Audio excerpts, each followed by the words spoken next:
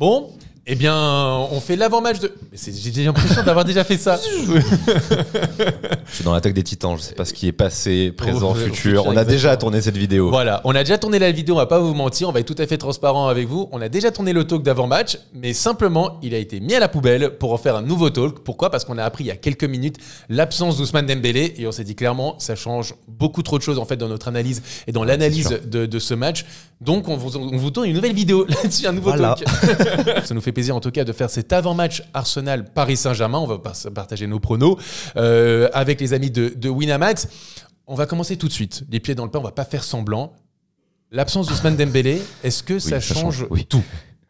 Ça change tout, oui, bah forcément, dans les choix tactiques, dans le rapport de force aussi, parce que c'est quand même devenu ton leader technique, c'est un des joueurs qui a le plus d'expérience quand même devant, donc oui, forcément, ça change énormément. Là, je pense que les cotes n'ont pas dû forcément évoluer tout de suite, mais on en parlait déjà dans le premier talk.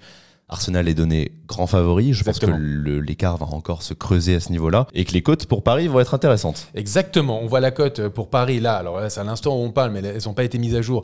La cote pour la victoire du Paris Saint-Germain est à 4,50 chez les amis de Winamax. Elle est à 3,80 pour le match nul. Et on rappelle qu'on a, avec les amis de Winamax, un code. Le code, c'est CS10 pour en bénéficier. Ou en gros, sur votre premier dépôt, celui-ci est directement doublé. Et avec notre code, vous avez en plus 10 € en cash. Si vous jouez par exemple 30 €, cette mise elle est multipliée par 2 et donc avec 10 € en plus ça veut dire que ça joue 70 € pour votre premier dépôt et donc c'est la meilleure offre du marché. Donc si vous voulez vous lancer, si vous voulez pimenter ce match, c'est-à-dire que par exemple la cote du PSG qui est à 4,50 si vous misez 30 € avec cette cote et notre code, pour 30 € vous pouvez remporter 315 €. Oui. Voilà. Sachant que je pense qu'elle va encore grimper. Elle va encore grimper. On va vous donner nos pronos en fin de match. Et en fin de talk même. Oui. Non, mais moi j'ai mis les crampons, tout ça. Je suis prêt à remplacer Dembélé. Exactement. Et oui, j'allais dire justement par rapport à Dembélé, je pense avoir ma petite clé. Exactement. Voilà, pour tactique, je vous la donnerai aussi. Et on vous rappelle évidemment. Pour qui je le prends. Évidemment, vous voyez le bandeau jaune qui est en bas de l'écran. Bien sûr, si vous avez moins de 18 ans, c'est ciao, c'est pas pour toi mon pote, c'est pour un autre moment.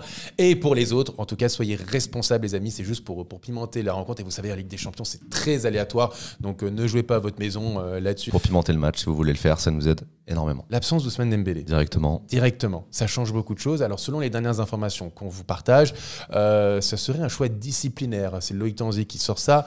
En fait, après le match contre Rennes, il y aurait une explication musclée entre Ousmane Dembélé et Luis Enrique sur l'utilisation au sortir de cette rencontre, ce qui a donc poussé Luis Enrique, en tout cas, à vraiment donner une grosse sanction disciplinaire, à savoir le retirer du groupe pour le match contre Arsenal. Shout out to Fabrice Hawkins qui l'a sorti en premier. Ouais, je pense qu'on va avoir de plus en plus d'infos dans la journée. Il va y avoir la conférence de presse qui va être vraiment très attendue et on vous partagera évidemment toutes les infos sur nos réseaux sociaux. Exactement. Ouais, ça va commencer sur une décision technique. Quel drôle de... Une caméra quand même. Exactement. Je pense qu'on est tous surpris. Je pense que même les gens derrière les caméras et derrière leurs écrans même au-delà du match d'Arsenal, un peu inquiet parce que c'est quand même un joueur clé de l'effectif. Surtout après le départ de Kylian Mbappé, on se demandait tous s'il allait enfin devenir le leader de cette équipe. Ça joue contre nous. Et s'il y a une telle décision pour un tel match, c'est que ça n'a pas dû être dans la dentelle. Clairement. Voilà. Je sais pas comment le formuler, mais je suis d'accord. J'espère que ça va se résoudre parce que bon, ça clashait fort avec Kylian Mbappé, en tout cas. À partir du moment où il a annoncé son départ l'année dernière, et à partir de ce moment-là, ça a été assez tendu. J'espère que ce ne sera pas le cas avec Dembélé tout au long de la saison. Oui, bien sûr. Après, là, en tout cas, sur ce match-là, donc Dembélé ne sera pas là. Ça change beaucoup de choses dans le 11. Ça change, je pense, aussi beaucoup de choses même dans l'animation tactique. C'est sûr que c'est pas pareil quand tu as Dembélé sur le côté droit, tu as Dembélé Hakimi, où là, avec un autre joueur, et on donnera notre 11 idéal pour ce match contre Arsenal, dans une configuration très différente, et dans une configuration où aujourd'hui, Dembélé, qui est quand même à 4 buts, 3 passes décisives depuis le début de la saison, c'est un des joueurs les plus décisifs, si ce n'est même le joueur le plus décisif depuis le début de la saison. Et il n'est pas là. C'est un joueur qui te crée énormément de différences. Même quand il marque pas, parce qu'on connaît son problème de finition, il est quand même très influent dans le jeu. Même le match contre Rennes, où il croque encore une fois dans la surface. Malgré tout, je trouve qu'il fait un plutôt bon match. Il fait un super décalage sur le dernier but, passe en profondeur pour Hakimi, qui ensuite relance pour Barcola. Donc évidemment, c'est une absence de taille. Je sais pas ce qu'ils ont pu se dire, franchement, pour en arriver là. Alors je me suis trompé, c'est 4 buts, 4 passes. Hein. C'est même pas 4 buts, 4 3 passes. C'est 4 buts, 4 passes. Donc c'est sur 6 matchs, de Ligue 1, il est impliqué sur 8 buts. Son influence, c'est un énorme choc. On a besoin de joueurs quand même d'expérience avec cette équipe jeune du PSG, il en fait partie. Et dans le talk qu'on avait tourné, justement, je disais que même si je vois potentiellement Paris qui a les armes pour gagner, s'il y a une défaite, je vais quand même regarder surtout le contenu. Et je voulais voir un Ousmane Dembélé, voilà, avoir enfin cette étiquette de leader. Et je voulais voir ce genre de signaux-là pour la suite. Clairement. Là, c'est d'ores et déjà inquiétant. Les amis, avant de passer à notre 11 idéal pour cette rencontre, n'hésitez pas à vous abonner. On a Trophée des 100K qui est là, on peut le voir.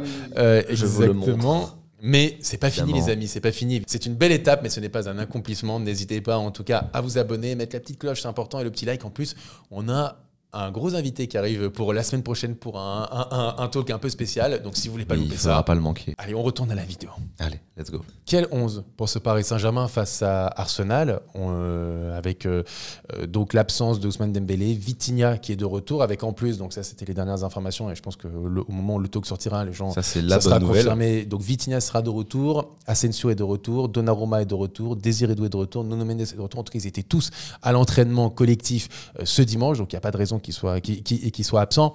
Quel 11 avec donc l'absence de Dembélé et le retour de ces 5 joueurs? Bah, pas de raison, oui et non, parce qu'ils sont de retour de blessure. Et on a vu Vitinha depuis la trêve internationale qui est touché, Un peu traîner la patte. qui est diminué et qui est moins bon. Donc tu peux quand même te poser la question, surtout quand tu as un Fabien Ruiz qui est pas non plus brillant, pas du niveau de sa sélection espagnole, mais qui a les faveurs de Luis Enrique. Tu Clairement. peux te dire, est-ce qu'on va pas essayer de miser sur le contrôle, pas prendre de risques, laisser Vitinha au repos? Là, je pense que l'absence d'Ousmane Dembélé va entraîner peut-être plus de risques de la part de Luis Enrique, peut-être placer un Vitinha d'office sur le terrain.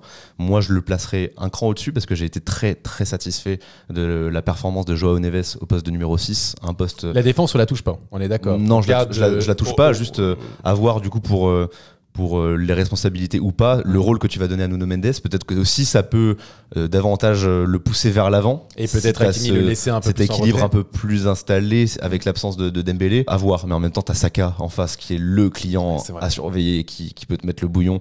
Quand tu te souviens des matchs face à Sancho, face à Yamal, etc. Donc voilà, Beraldo, on va se reposer un petit peu. Je touche pas à la défense. Et puis pour le milieu, du coup, ouais, Joao Neves en Joao sentinelle. Neves donc devant la défense, Vitinha un peu plus haut comme l'année dernière où il a pu marquer des buts importants, entre autres contre le Barça. Il marque à l'aller et au retour si je dis pas de bêtises. Bien Et est-ce que tu mets Fabien Ruiz? Et non, moi, le troisième milieu, je place Warren Zaïre-Emery. C'était déjà le cas quand il y avait Dembélé. Je partirais sur lui pour apporter de l'impact. Je fais semblant d'être surpris alors que... Ouais.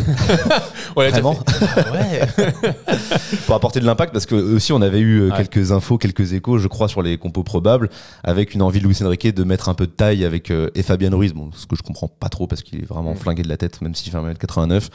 Et Randal Colomwani. Moi, je mise sur Zaïre Emery pour l'impact et aussi pour un choix tactique pour essayer de le faire compenser au niveau des avancées d'Hakimi, où on aura besoin de lui en l'absence de Dembélé, un Hakimi peut-être encore plus haut, encore plus responsabilisé. On peut se retrouver avec du coup Joao Neves, Vitinha au milieu de terrain. Zaïre Peut-être Emery aussi qui peut amener de l'impact physique justement dans ces matchs face à Arsenal où on sait que ça va être avec une forte intensité et tout. Donc ah oui, peut-être le qu'il apporte milieu plus d'impact. Partey, Rice. Ouais. Ça t'apporte plus d'impact Ça que va être Fabien vraiment Ruiz. costaud. Et dans maintenant, cette- c'est le dans casse-tête cette de la tête. configuration, je fais redescendre, en fait, selon les phases de jeu. Lee Kangin, qui a bien enchaîné au poste de faux neuf, je le place d'entrée. Colomwani, je le place à droite.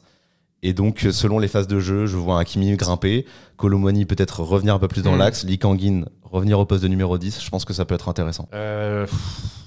Ouais, c'est vrai, c'est un casse-tête parce que... Oui, et on peut regretter, encore une fois, dans le bilan du Mercato, de ne pas être allé chercher un ailier ou un attaquant polyvalent de plus. C'est là qu'un Lookman, qu'un Jadon Sancho, même s'il pouvait faire débat, aurait sans doute été titulaire contre Arsenal. Je suis très embêté par cette Ça ne absence. va pas, ma Ça compo me va, sauf que toi, t'as mis Randal Colomwani à droite et Lee Kangin dans l'axe, c'est ça? Oui, mais qui permute. Qui permute, ça me paraît être le plus cohérent. Parce que de toute façon, tu n'as pas le choix. Parce que je pense que si Lee Kangin, sur un côté droit, percute pas mal, mais comment dire, Colomwani a quand même cette force aussi de pouvoir bien défendre, de faire vraiment les efforts défensifs. Ça va être important. C'est ce que fait aussi Ousmane Dembélé et c'est ce que fait aussi Colomwani. Il apporte sa vitesse. Alors, techniquement, ça n'a absolument rien à voir. Et Lee Kangin, j'ai bien aimé dans ce poste de 9 qui pourrait être aussi 10, qui pourrait redescendre et qui pourrait essayer de combiner. Là, effectivement, là où tu as raison, c'est que Lee Kangin, peut-être dans les phases offensives, quand le jeu sera plutôt déporté sur le côté droit, eh bien peut-être que lui il pourra effectivement aller sur le côté droit pour tenter de combiner avec Hakimi et créer des différences, tandis que Kolo Muani pourrait jouer au centre pour essayer de réceptionner des centres justement dans les duels aériens, parce qu'il est bon dans les duels aériens quand même. Et aussi dans cette tactique, ce qui pourrait être intéressant, c'est que à la limite tu peux laisser Kolo Muani dans des transitions rapides. Je pense qu'il est meilleur que Lee Kang-in pour se projeter. Et donc, je trouve que c'est le plus cohérent, on va dire. Pour prendre. Et pas de Désiré Doué, parce que je sais que certains. Non. Il revient de blessure. Il a pas encore l'expérience de la Ligue des Champions. Le lancer titulaire directement. Désiré Doué à gauche, Barcola, tu le mets sur le côté droit. Non, parce que Barcola. Déjà avec Dembélé, je trouve qu'un Barcola en jambes avec des espaces, parce que Arsenal va être joueur, on les connaît, ils vont laisser quand même quelques espaces et il faudra les dévorer. Barcola, tu le laisses à gauche. Il faut vraiment marcher sur nos forces en puissance et il en fait partie. Surtout après sa reprise de confiance ce week-end contre Rennes. Donc ça, j'y touche pas. Doué, je le vois pas le lancer titulaire comme ça à l'Emirates. Et il faut un peu de cohérence. Lee Kang-in, on a fait le choix, enfin Luis Enrique a fait le choix de le placer en faux neuf, de le faire enchaîner. Il fait un bon début de saison. Je l'aligne titulaire, voilà, faux neuf. Toujours dans cette espèce de système. Je les vois permuter avec Kolo Muani qui, au niveau de la percussion, de la vitesse, fait pas tâche par rapport à un Dembélé. C'est un joueur que tu peux lancer. Voilà, il y a des souvenirs contre Marseille l'année dernière où il fait un rush exceptionnel. Et sa bonne entrée contre Girona. Exactement, c'est sa bonne entrée contre Lille. Beaucoup de bonnes entrées. Un Euro individuellement plutôt réussi pour lui aussi. J'essaie de me rassurer comme je peux. Non, bien sûr. De voir le bon côté de la chose, c'est que ça peut être aussi un tournant pour lui contre Arsenal. S'il capitalise sur son bon début de saison, ça peut aussi changer beaucoup de choses cette saison. C'est clair. Tu m'as pas l'air complètement convaincu. Non, si. Un peu de peur. Non, mais disons qu'aujourd'hui, c'est ton meilleur joueur, Ousmane Dembélé. En fait, on va en parler tout de suite. Moi, comment dire, il semblait qu'on était parti sur un truc collectif quand même. Oui. La force du PSG, c'est quand même. Évidemment, mais c'est bien aussi d'avoir une analyse bateau. Mais si t'as un Vitinha qui est monstrueux, c'est le métronome de l'équipe. Exactement. Un Barcola qui dévore l'espace, lui va avoir le geste juste que n'a pas forcément Dembélé. Quoi qu'il arrive, il faut quand même des piliers dans cette équipe. Et Ousmane Dembélé l'est. Ouais, et là, on va pas se mentir. Et pour le coup, cette perte, c'est quand même une grosse perte parce qu'il t'apporte, en termes de capacité d'élimination, techniquement et tout, c'est un mec qui peut te faire énormément de différence. Alors bien sûr, il a du déchet, mais ça fait partie de son jeu. Maintenant, moi, je vais pas mentir. Comment dire ? Je pense que Luis Enrique, il doit avoir vraiment une raison vu la relation qu'ils ont, parce que quand même Luis Enrique défend énormément Dembélé, il le tient en énorme estime, etc. C'est que vraiment ça a dû être un gros clash. Il avait loué même sa capacité à bien travailler même sur ses défauts, tout ça. Donc ça a dû être un gros clash, c'est pas pour rien. Et encore une fois, on l'a vu très agacé sur le côté quand Dembélé a encore croqué contre Rennes. Ouais, ce que je comprends. Parce que la première occasion où il oublie Hakimi, c'est scandaleux, quoi. Mais bon, mais en tout cas, ça pour dire, c'est que on verra derrière ce qui s'est dit, les informations vont sortir d'heure en heure, mais moi, je comprends Luis Enrique. Je comprends Luis Enrique. S'il pense qu'il y a eu un manque de respect, etc. On a dit justement que là, on était avec un entraîneur fort, dans un projet fort qui tournait autour d'un entraîneur avec sa vision. On peut être ou ne pas être d'accord avec la vision, mais en tout cas, c'est ça le plan. Si aujourd'hui, tu as un joueur qui, selon Luis Enrique, a manqué de respect au groupe, lui a manqué de respect, etc., et il le sanctionne, mais c'est un message même énorme envoyé à n'importe quelle personne du groupe même du Paris Saint-Germain. Message énorme. Maintenant, il faut voir les conséquences. Déjà les conséquences, mais même par rapport à la décision, la base du conflit. Parce que tu peux, par exemple, arriver en retard, être sanctionné, mais être là, remplaçant. c'est pas ça. Tu peux... Rappelle-toi, c'est ce qu'avait fait Thomas Tuchel avec Rabiot et Mbappé. C'était mon lien, où ils ont commencé remplaçant au Vélodrome. Ils entrent, ils sont déterminants directement. Là, il est même pas remplaçant. Alors que là, on aurait pu se dire, c'est aussi un message fort de mettre Dembélé sur le banc. Là, carrément pas dans le groupe, alors que c'est un joueur clé. C'est là que je m'inquiète un peu sur le conflit et sur la durée, sur la suite, etc. Mais est-ce que tu comprends, est-ce que le choix de Luis Enrique, est-ce que toi tu l'approuves ou je veux savoir, je veux la base, parce que là je peux pas te dire si le jugement est bon, mais dans le doute, oui, c'est toujours priorité au coach, c'est lui le patron, et on a donné les clés à Luis Enrique et pas à Dembélé. Donc oui, je peux comprendre complètement. Après, le timing est quand même assez compliqué. Le timing est compliqué, c'est clair. C'est Arsenal et ça change, ça change quand même ça change pas mal de choses dans les plans. Exactement, sachant qu'on parle d'une équipe comme Arsenal, donc qui est invaincue depuis le début de la saison, toutes compétitions confondues, deuxième de Première Ligue. Ils ont eu un très gros calendrier dans ce début de saison. Ils ont joué contre Brighton, ils ont joué contre Aston Villa, ils ont joué contre Tottenham, ils ont joué contre Manchester City, ils ont joué contre l'Atalanta en Ligue des Champions et pourtant invaincus. Oui, et des grosses victoires, en tout cas par rapport à l'adversité. Contre Tottenham, donc le derby, Aston Villa. Match nul à la dernière seconde contre City à 10 contre 11 pendant 45 minutes. Et contre l'Atalanta, même s'ils ont eu des difficultés, tu as vu que Raya, même contre City, était dans une très grande forme. Quoi. Donc ça aussi, du côté du PSG, va falloir... ils ont beaucoup de certitudes à tous les étages. Ouais, c'est ça, c'est même... tu fais bien d'en parler, Raya. L'année dernière, on se demandait un peu... Comment il s'était imposé par rapport à Ramsdale, tout ça. Maintenant, il n'y a plus aucun débat, même si Ramsdale est parti. Mais oui, c'est rassurant pour leur équipe. En défense, Calafiori, je prêche un convaincu. On a parlé déjà dans notre mercato parfait avant le début du mercato. Oui. Ricardo. Quelle frappe contre Manchester City, joueur qui peut s'imbriquer au milieu de terrain. Donc voilà, eux, ils ont recruté peu de joueurs, mais de façon très intelligente. Clairement. Un petit peu comme le PSG aussi, mais c'est une équipe qui tourne bien depuis plus longtemps. Ils sont à domicile. Il y a des absents quand même. Il y aura Odegaard qui sera absent. Merino qui n'a pas joué depuis le début de la saison. Je crois que c'est Zinchenko, Zinchenko, Tomiyasu et Tierney. Mais bon, dans tous les cas, je pense que lui n'aurait pas joué. Mais oui, bon, t'as pas le chef d'orchestre, t'as pas Odegaard. On va essayer de s'en satisfaire. Oui. D'un côté comme de l'autre, t'as le chef d'orchestre qui n'est pas là. Mais il reste de bons musiciens. Et c'est peut-être aussi la différence par rapport à Paris. T'as un banc du côté d'Arsenal, t'as beaucoup d'options. Là, tu as des retours quand même du côté du PSG. Bon, tu n'as plus Dembélé, mais tu as des retours quand même. On les disait tout à l'heure, donc tu as quand même aussi des options sur le ouais, mais on va voir à quel niveau. Oui, c'est sûr. Nuno Mendes, je ne sais pas dans quel état il va être. J'ai l'impression qu'il enchaîne des petits pépins. Bon, c'est pas nouveau, mais là, c'est même maladie. Donc, je ne sais pas si son hygiène de vie est irréprochable. Je ne vais pas me mettre à spéculer, mais voilà, je me demande dans quel état il va être. Vitinha, pareil, parce que depuis la trêve, c'est un peu moins bien. Doué en sortie de banc, ça manque encore un peu d'expérience et pareil, il a été touché. C'est ce qui est un peu frustrant, c'est que cet effectif au complet avec du rythme, ce que je répète, c'est qu'il peut regarder dans les yeux n'importe quelle grosse équipe. Là, c'est un peu moins le cas.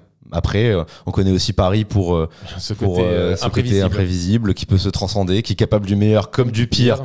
À tout moment. Oui, parce qu'on l'a vu même récemment, là, cette saison, on l'a vu contre Montpellier, on l'a vu ce week-end contre Rennes, ça a été excellent. Et on l'a vu contre Girona, on l'a vu contre Brest, on l'a vu là contre Reims surtout. C'est dramatique, quoi, parfois, sur certains matchs. Les points communs aussi, c'est que dès que tu as des équipes qui jouent un petit peu plus, quand tu as des espaces, on sait les prendre. Bon, normalement, il y a Dembélé. Mais tu as un Barcola qui est en confiance, qui est sorti là de son petit... trou d'air, on va dire. Et voilà, quand tu le retrouves, il est quand même impérial, quoi. Il a 22 ans, t'as l'impression que dans le geste, alors que c'était là qu'on le critiquait le plus l'année dernière. Il a pris une telle maturité. Même le but qui marque ce week-end, t'as un doublé, mais le premier but, c'est le bel enroulé. Et le but de Lee Kang-in, où il fait cet enroulé, tu penses qu'elle va aller en lucarne. Oh là, c'est incroyable, quoi. Il a un pied phénoménal aujourd'hui. Justement, c'est l'heure des pronos. Bon, forcément, Arsenal favori, on va pas se mentir. La cote est 1,74 chez les amis de Winamax. Curieux de voir les intentions de jeu délivrées par Luis Enrique. Est-ce que tu restes fidèle à tes principes, d'essayer de tenir le ballon, ou est-ce que tu rentres un peu dans une physionomie à la Barça match retour, où t'attendais un petit peu de pousser à la faute le Barça? Je me souviens qu'on laissait Araujo libre de relancer et ensuite t'attendais sagement et tu étais très fort pour presser et ça c'est encore possible là, avec ce style de jeu pour justement le PSG. Je pense que ça peut être mis en place et sachant qu'en plus c'est le match où t'as le plus marqué en Ligue des Champions, 4 buts à l'extérieur en plus.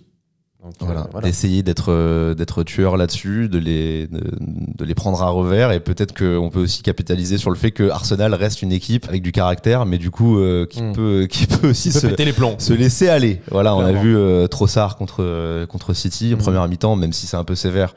Il doit pas mettre autant d'engagement avec un premier jaune. On l'a vu ce week-end contre Leicester où ils mènent 2-0 à la mi-temps, ils se font rattraper, il y a 3-2. Un peu de nervosité. Voilà, exactement. Je me souviens aussi de ce match contre Lens, à Lens, où ils se font piquer, ils se font cueillir. Et ensuite, je me souviens des réactions aussi. Arteta, c'est vrai. c'est des nerveux. Exactement. Donc il faut essayer de jouer là-dessus. Quel est ton prono alors? Dans le premier talk, j'étais parti sur match nul ou victoire du Paris Saint-Germain. Faut voir si la cote évolue, si elle est vraiment très très intéressante. Je peux rester là-dessus. Okay. Mais quand même, j'ai envie de le dire. Dans ce match, ça reste le début de la saison régulière. C'est un match à l'Emirates, c'est peut-être la plus grosse confrontation. Ça se vaut avec le déplacement contre le Bayern. Ça sera pas un drame si tu perds. Voilà. Ouais. Je pense que tu as les capacités de gagner, tu peux leur faire mal. Mais moi, je vais surtout regarder le contenu. Je vais voir si cette équipe, elle est taillée pour résister à une telle adversité pour la suite. Et des joueurs comme Pacho, comme Joao Neves, qui me séduisent beaucoup sur ce début de saison. J'ai envie de les voir confirmer sur ce genre de match. C'est ça aussi qui va être important à surveiller. Clairement.